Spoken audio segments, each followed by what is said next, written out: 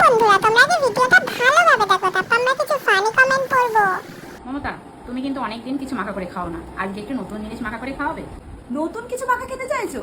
ঠিক আছে, চলো দেখি তোমার জন্য কি বানাতে পারি আজকে। বাড়িতে তো তেমন কোনো ফলই নেই, ফ্রিজ খুলে দেখি অনেকদিন আগে আনা ছিল বিলাতি আমরা, সেগুলোই দিয়ে আজকে দিদিকে একটু আমড়া মাখা করে দিই। আমড়াগুলো দেখে অনেকের গায়ে জ্বর চলে আসতে পারে, কিন্তু ভেতর থেকে আমড়াগুলো কিন্তু ভালোই ছিল। তাই দেখো আমড়াগুলোকে ঝটপট ছাড়িয়ে চটপট মাখা স্টার্ট করে দিলাম। এমনিতে তো তোমরা সবাই জানো আমাদের বাড়িতে সবাই টক খেতে মোটামুটি ভালোবাসে, আর আমার ছেলে সুমি ওদের তো কথাই হবে না, কিন্তু দিদি ভাই সেই তুলনায় অনেকটাই টক কম খায়, সেই জন্য এই বিলাতি আমড়াগুলো হালকা মিষ্টি হালকা টক দারুণ কিন্তু লাগবে দিদি ভাইয়ের। যাই হোক, মাখা করতে করতে আমি আমার आइए देखते हैं बैठचंद मजा।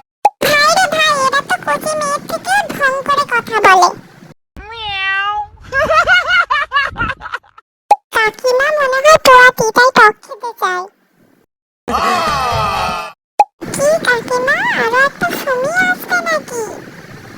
प्यारी समझ गई। আমাদের মাখা কাকিমার ছেলে হচ্ছে সুমি। फ्री के